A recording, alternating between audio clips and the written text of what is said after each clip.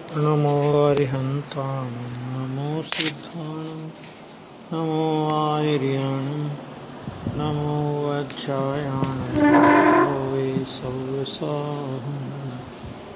मङ्गलं भगवान् वीरो मङ्गलं गौतमोगणि मङ्गलं कुन्दकुन्दार्यो जैनधर्मोऽस्तु मङ्गलम्।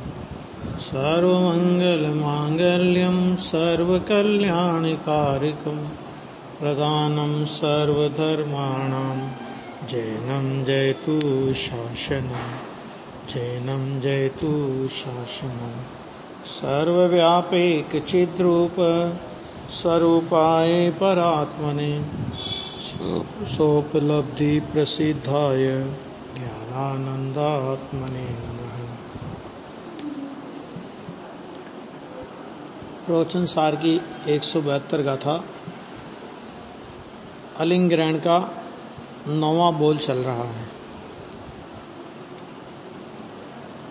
तो इसमें पेज नंबर 46 पर सेकंड पैरा, ज्ञेय पदार्थ यानी जो उपयोग है उसे पर का अवलंबन क्यों हो,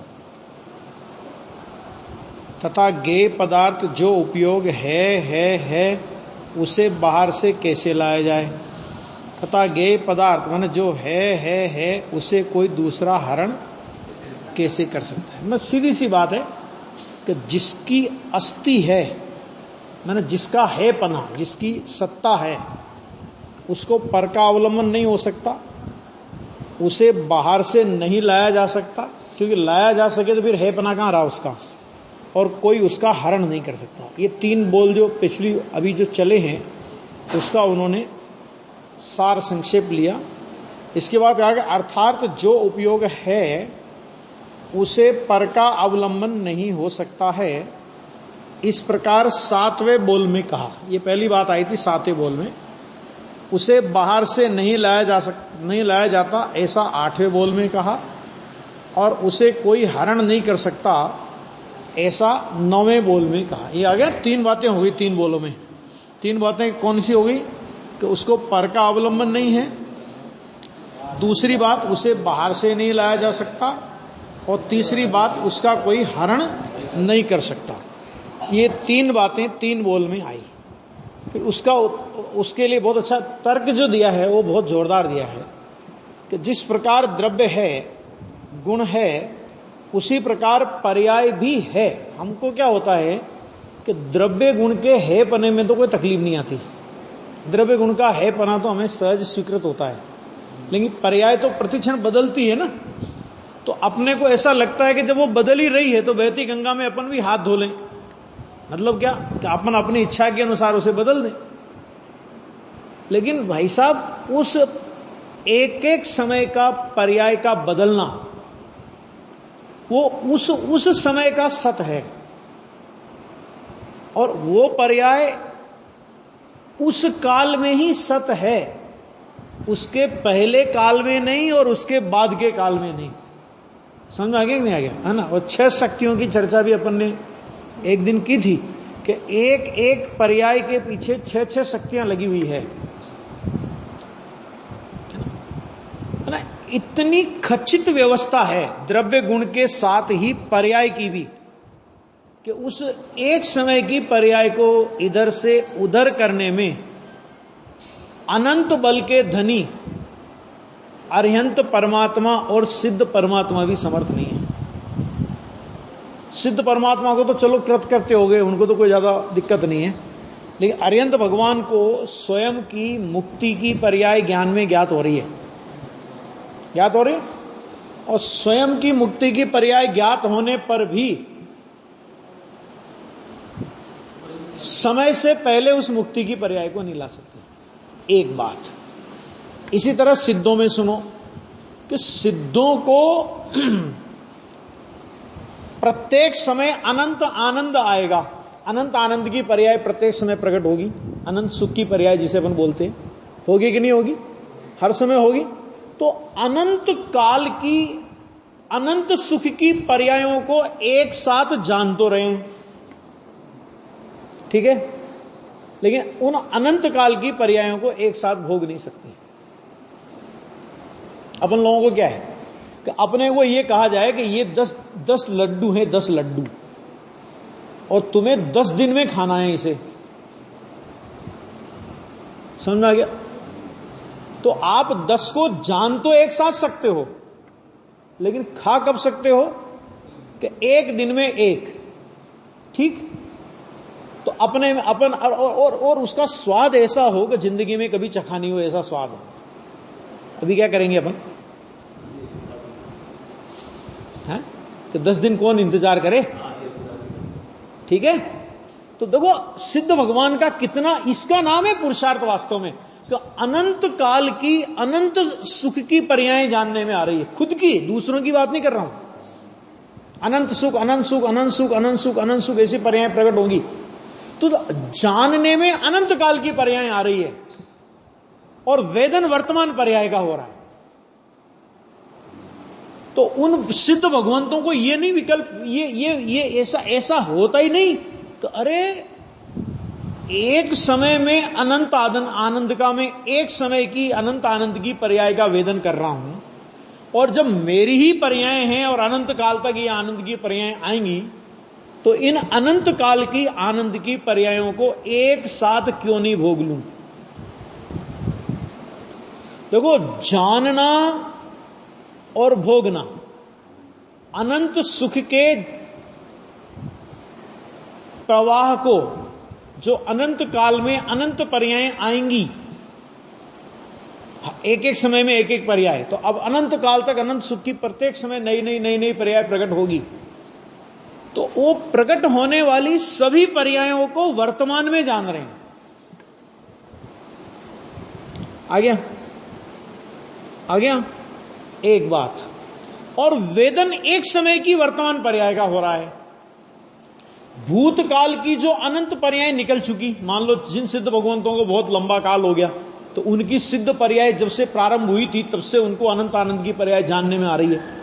भूतकाल की भी जानने में आ रही है, भविष्य काल की भी जानने में आ रही है, वर्तमान वत जानने में आ रही है, और वर्तमान की जानने में भी आ रही है, और उसका वेदन भी हो रहा है।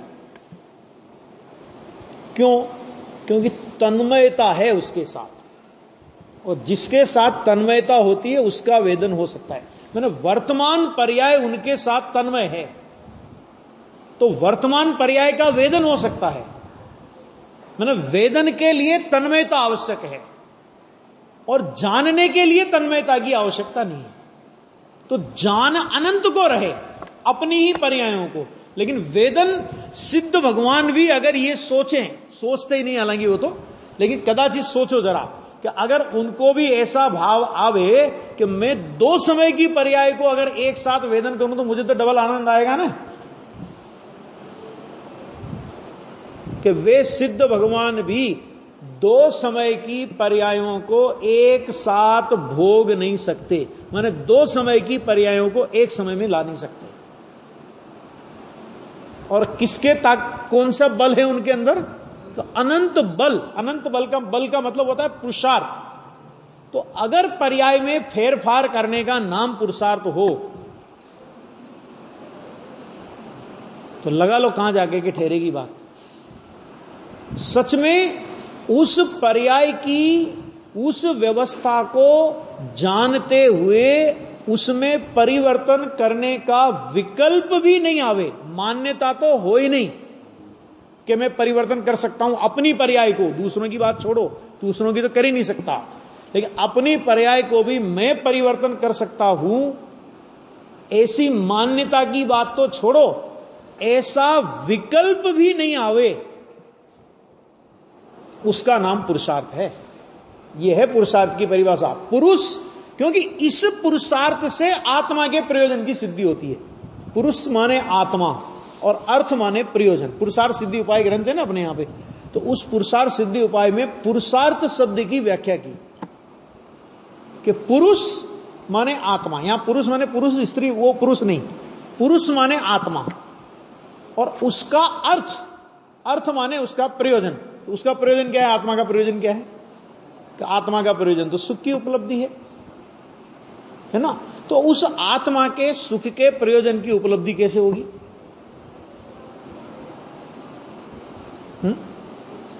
कि पर्याय में फेरफार करने के विकल्प से, पर्याय में फेरफार करने के अभिप्राय से, कि जो चीज संभव ही नहीं है।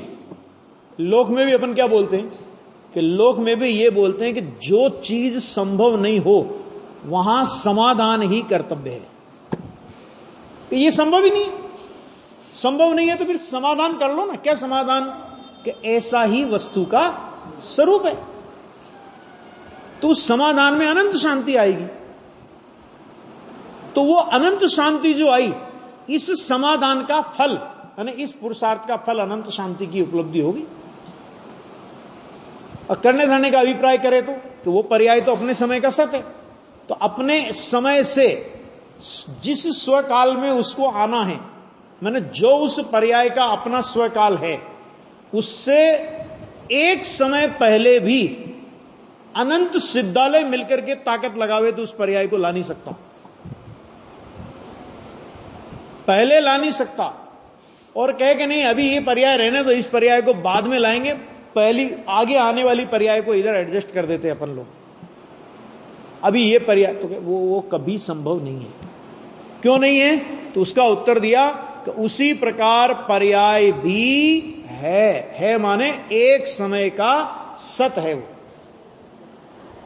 आ गया?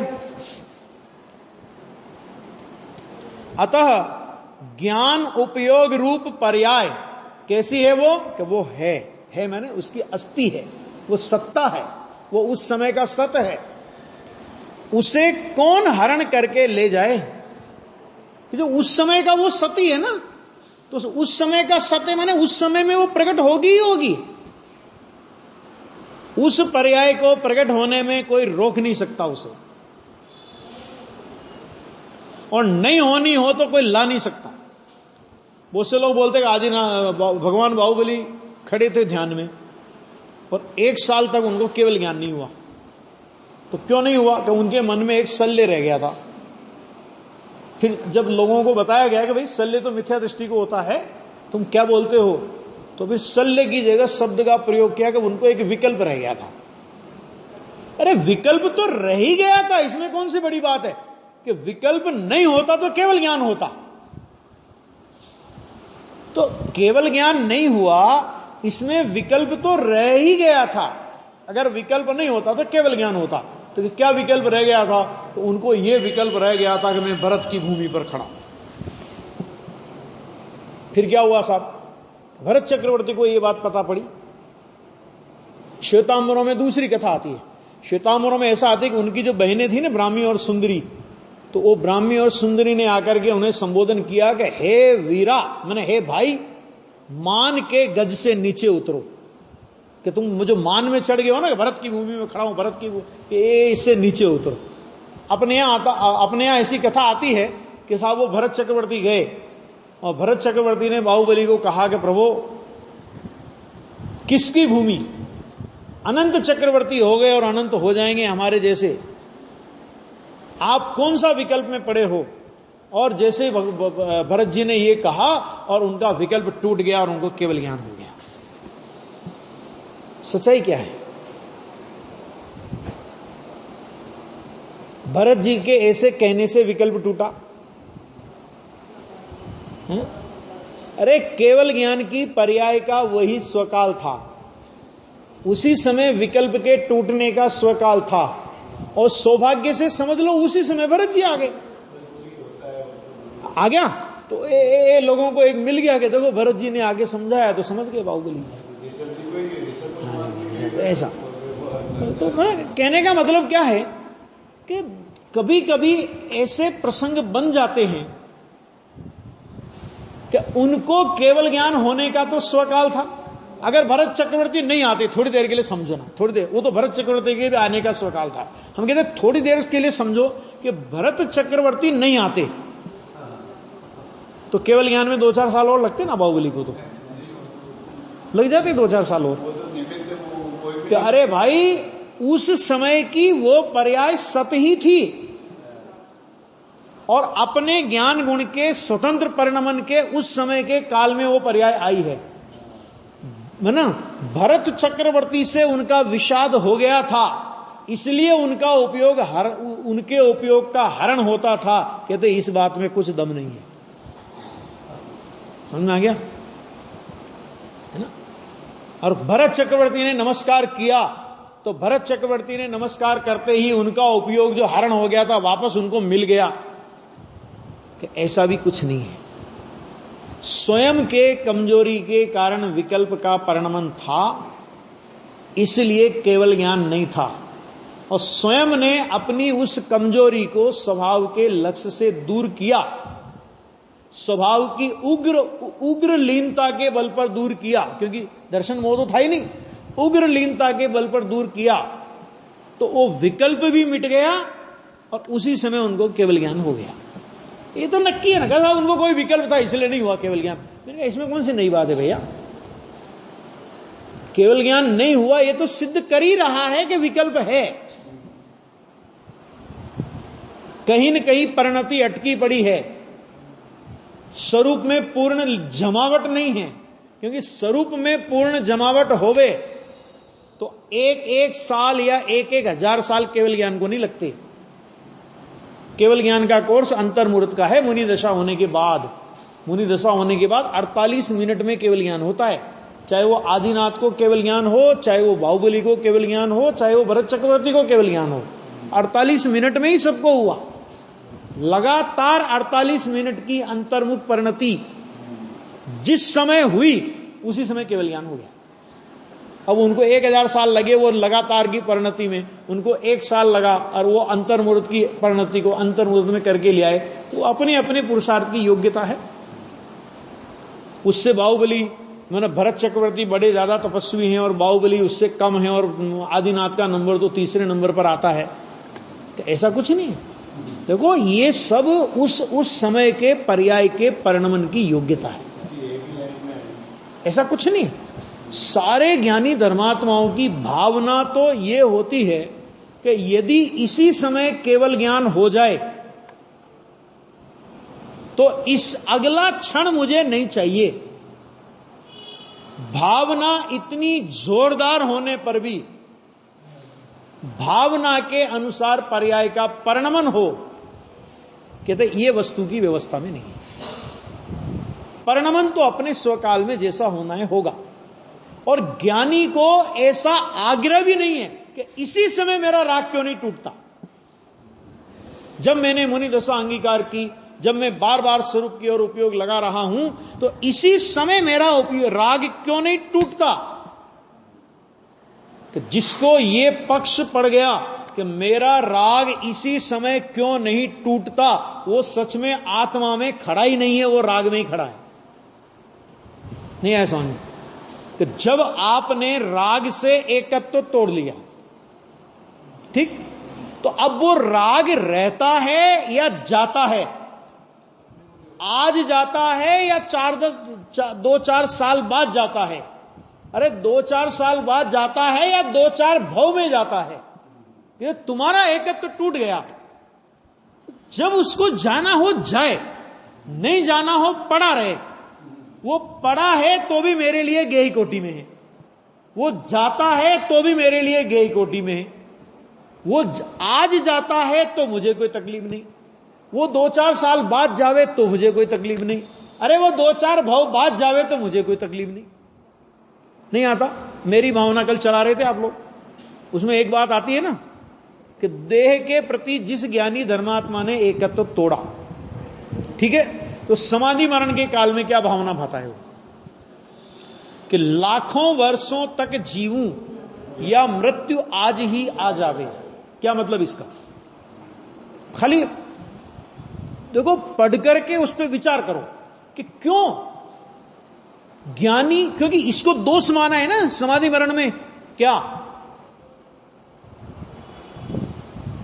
कि समाधि मरण धारण करके लंबे काल तक जीने की इच्छा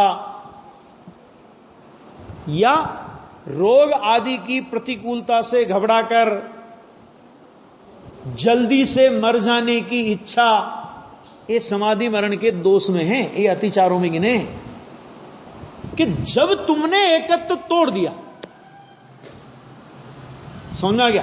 तो जब एकत्व तोड़ दिया तो अब वो रहती है देह तो रहे, लाखों वर्षों तक रहनी है तो रहे, और इसी समय जाना हो तो चला जाए। ज्ञानी तो हर समय तैयार है।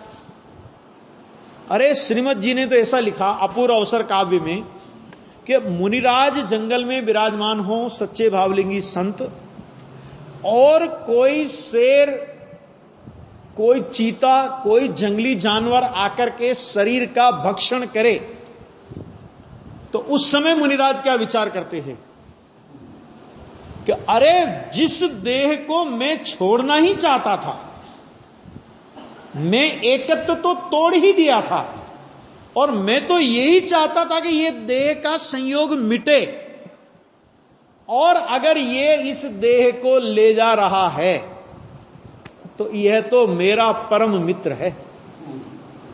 ख्याल में आ गया? परम मित्र नो जाने पाम्या योग जो।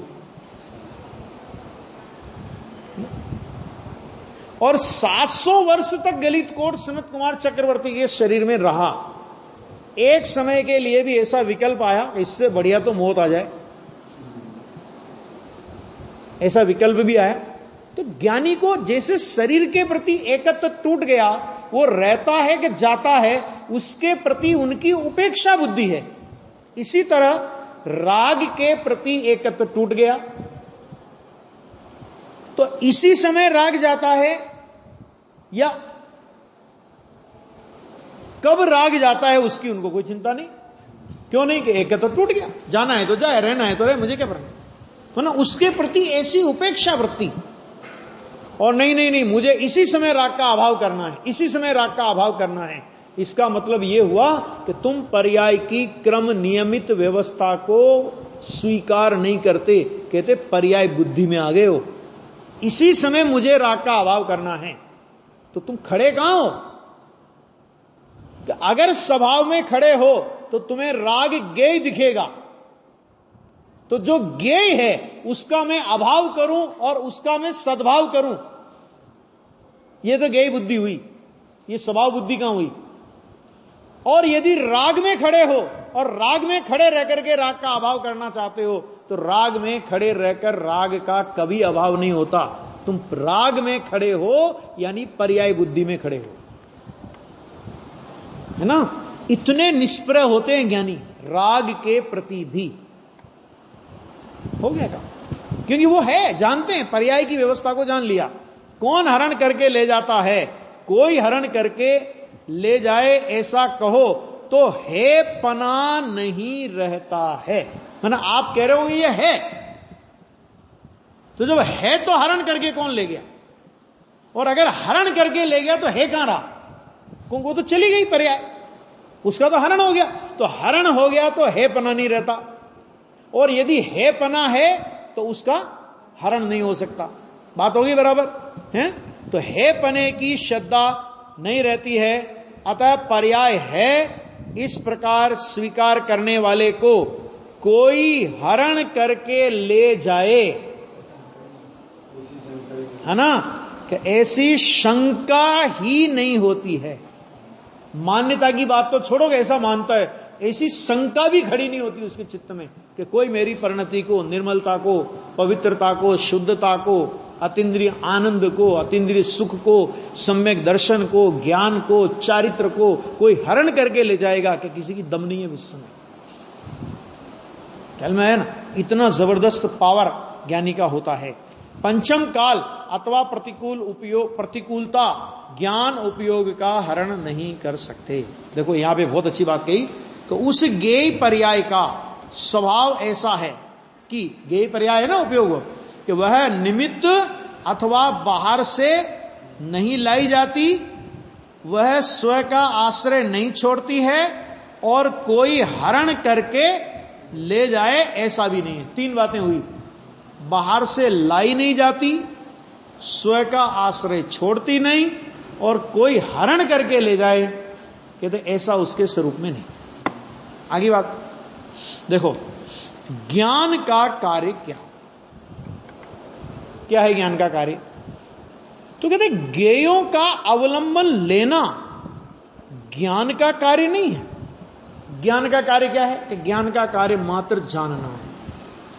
अब जानने में ये अच्छा है और ये बुरा है, ये भेद किसने किए भाई साहब? ज्ञान की ओर से तो सारे पदार्थ गए हैं। अरे दर्पण में कोयला झलके, अपन एक दर्पण लाए, कि दर्पण लाए तो अपन कितना दर्पण लाए, तो उस दर्पण की रेट क्या थी? हमने दुकानदार से पूछा रेट क्या है इसकी, तो वो कहेगा 100 रुपए, मान लो 100 रुपए रेट है। अब जिस समय वो दर्पण दुकान पर लगा हुआ था, मतलब वो डिस्प्ले करते हैं ना सामानों का सब, तो लगा हुआ था, तो वहां कोयला रखा हुआ था, तो उस दर्पण में कोयला झलक रहा था। सामने कोयला पड़ा होगा तो कोयला झलक रहा था। और एक दर्पण ऐसा था उसी दुकान में कि जिसके सामने सोने चांदी की दुकान थी, तो उस सोने चांदी की दुकान वाले दर्पण में सोने चांदी के सारे गहने झलक रहे थे। तो हमने पूछा कि भाई साहब इस दर्पण की रेट क्या है और इस दर्पण की रेट क्या है, बताओ देना। नरेंद्र जी क्या रेट है? क्या है, कैसी बातें कर रहे हो? ये कोयला झलक रहा है, इसमें कोयला है, और इसमें सोना चांदी झलक रहा है, इसमें सोना चांदी है। इसकी रेट 500 रुपए होना चाहिए और इसकी रेट 100 रुपए होना चाहिए। ऐसा होता है? कि उस दर्पण में क्या झलका, इसके आधार पर उसकी रेट नहीं है। क्यों? क्योंकि दर्पण में कोयला झलकने से दर्पण की कीमत कम नहीं होती, और दर्पण में सोना झलकने से दर्पण की कीमत बढ़ती नहीं है। दर्पण में सोना झलके चाहे दर्पण में कोयला झलके, वो दर्पण की झलकन मात्र है। अब उसमें तुम भेद करो कि नहीं सोना झलका तो इसकी रेट बढ़ गई और कोयला झलका तो इसकी रेट कम हो गई, कि ये कहां संभव है? इसी तरह ज्ञान के दर्पण में कुछ भी झलके, है ना, तो कुछ भी झलके तो उससे ज्ञान के दर्पण की रेट कम ज्यादा हो जाती है। ना उसमें ये अच्छा है ये बुरा है। ज्ञान की ओर से ये व्यवहार है कि जैसे दर्पण की ओर से ये व्यवस्था नहीं है कि कोयला झलकने वाले दर्पण की कीमत कम है और सोना झलकने वाले दर्पण की कीमत अधिक है, इसी तरह ज्ञान में ये व्यवस्था नहीं है कि ये गेय अच्छा है और इसको जानता हूं तो मेरी कीमत बढ़ जाती है, और ये गेय खराब है इसको जानता हूं तो मेरी कीमत घट जाती है। अरे निगोदिया को जानने वाले ज्ञान की कीमत घट जाए और 3 लोक के नाथ सर्वज्ञ परमात्मा साक्षात समोसरण में विराजमान हो, उनको जानने वाले ज्ञान की कीमत बढ़ जाए, कहता ऐसा ज्ञान की स्वरूप में नहीं है। ज्ञान के लिए तो जैसे निगोदिया जीव ज्ञान के गेय हैं, ऐसे ही सर्वज्ञ परमात्मा भी ज्ञान के गेय हैं। ये इष्ट हैं और ये अनिष्ट हैं, ये दया करने लायक हैं और ये राग है ना, ये भक्ति करने लायक हैं। ज्ञान की ओर से गेयों में ऐसा व्यवसाय नहीं होता। ये जो व्यवसाय होता है कि ये ज्ञान के साथ में एक मोह लगा है।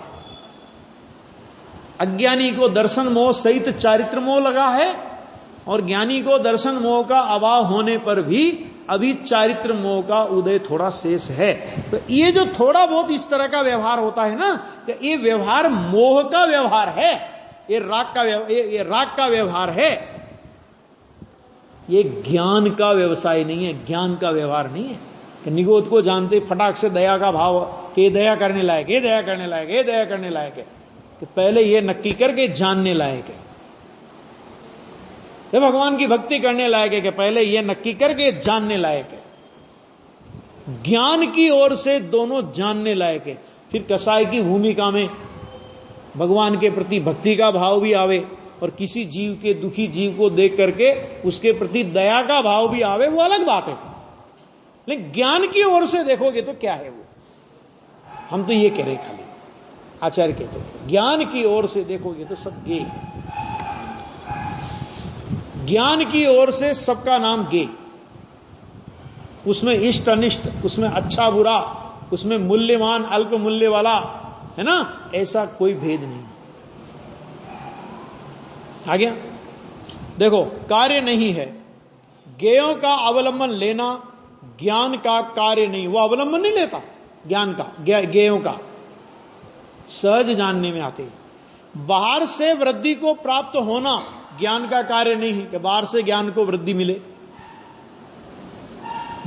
इतने शास्त्र हमने पढ़े तो ज्ञान बढ़ गया, इतने पर्यटन किए तो ज्ञान बढ़ गया, इतना व्यवसाय किया तो बिल्कुल पारंगत हो गए, है ना। तो ये सब कुछ नहीं है, ये ज्ञान का कार्य बाहर से बढ़ना नहीं है। और किसी के द्वारा हीन हो जाए ऐसा भी वह ज्ञान नहीं है। ख्याल में आ गया ना। उस ज्ञेय का ऐसा स्वभाव है। जगत में जीव कहते हैं कि भाई इस पंचम काल में जन्म हुआ और काल के कारण उपयोगहीन हो गया कि नहीं हो गया? पंचम काल में मोक्ष नहीं होता, हीन हो गया। अरे कुंद आचार्य साक्षात भगवान के समो शरण में गए और केवली सुत केवली के पादमूल में क्षायिक सम्य दर्शन होता है। कुंद आचार्य को तो नहीं हुआ। यहां से भी क्षयोपशम सम्य दर्शन के साथ गए थे और वहां से आए तो भी कौन सा सम्य दर्शन था? हैं? कौन सा था? क्षायिक। क्यों?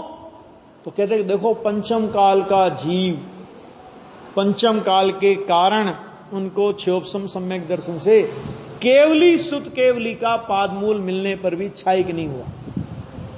कहते भाई निमित्त की ओर से कथन कितने ही किए जाएं, उपादान यह कहता है कि उनमें क्षायिक सम्यक की इस काल में योग्यता नहीं थी, इसीलिए पंचम काल में जन्म हुआ। आगे बात समझे, इधर से लो इस बात को।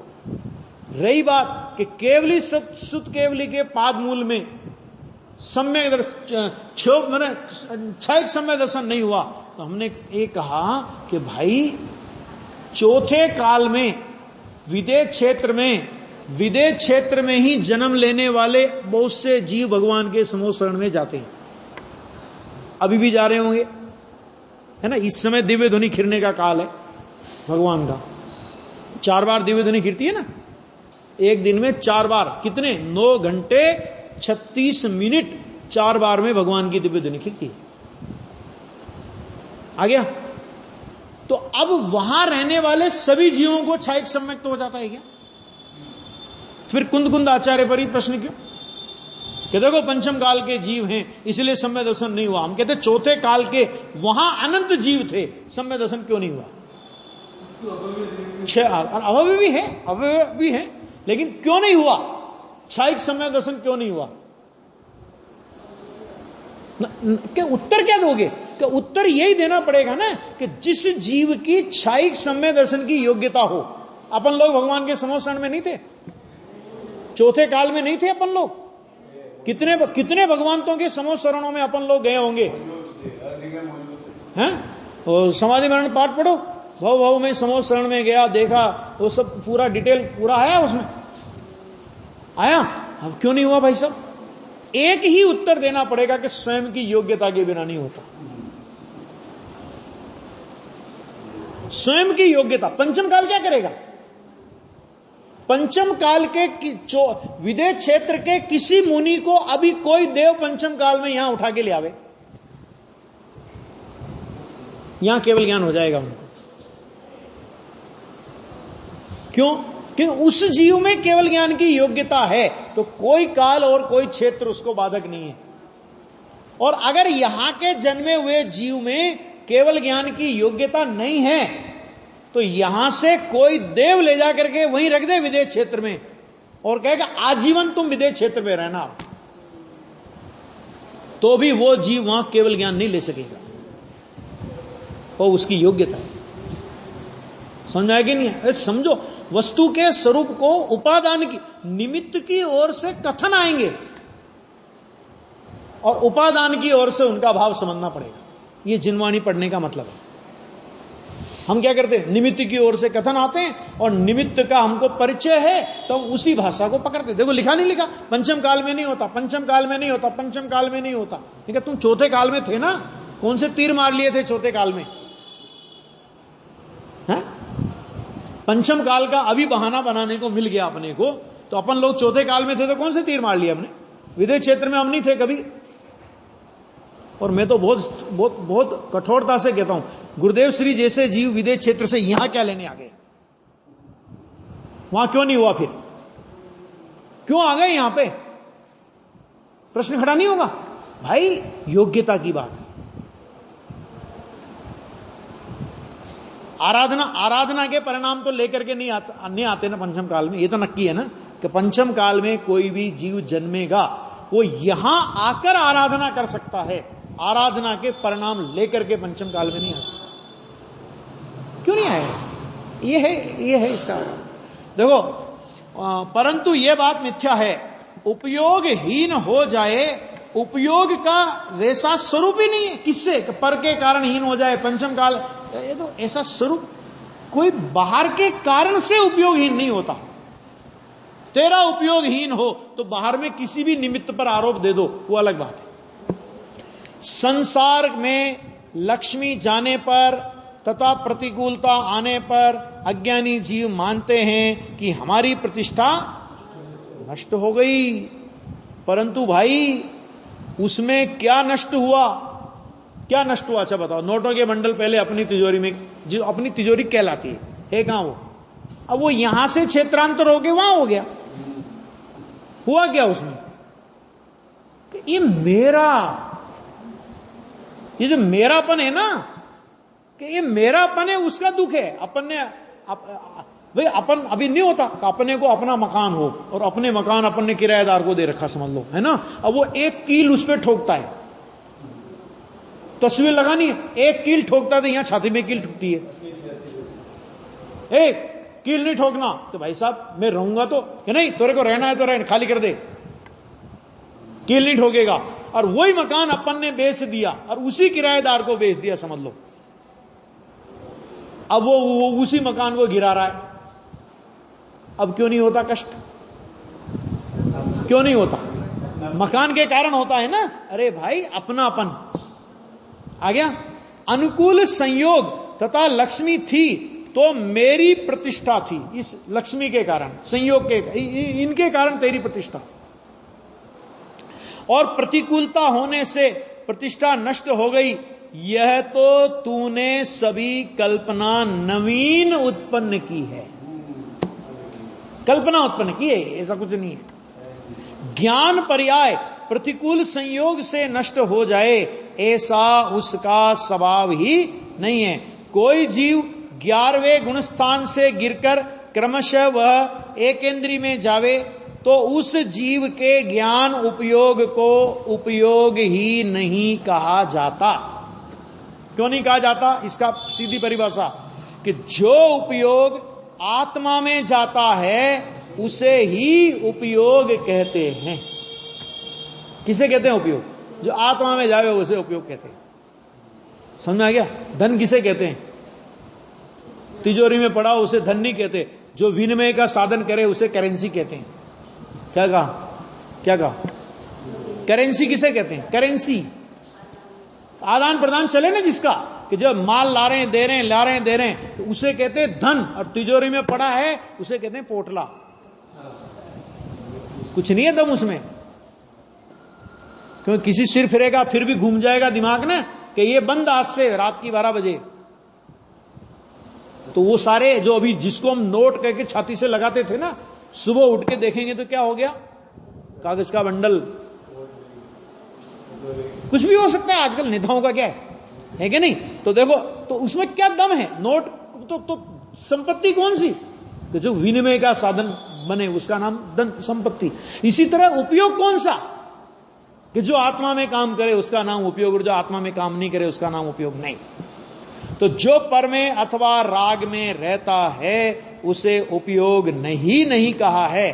पर से घात नहीं हो और स्व से च्युत नहीं हो, परंतु स्व में एकाकार रहता है, वही उपयोग का स्वभाव है ना। अभी 9वें बोल का अर्थ देख लेते, फिर 10वां बोल आएगा। कि 9वें बोल में अलिंग ग्रहण का अर्थ इस प्रकार है: अ माने नहीं, लिंग माने उपयोग, ग्रहण माने पर से हरण होना, अर्थात उपयोग पर के द्वारा हरण नहीं किया जा सकता है। इस प्रकार आत्मा का ज्ञान हरण नहीं किया जा सकता है, ऐसा उपयोग का स्वरूप है। और उपयोग भी एक ज्ञेय है। तेरे उपयोग पर्याय रूपी ज्ञेय, स्वज्ञेय है ना, को है शिष्य तू ऐसा जान कि तेरा उपयोग किसी से हरण नहीं हो सकता। अब आगे ये 10वां बोल आगे चलेगा।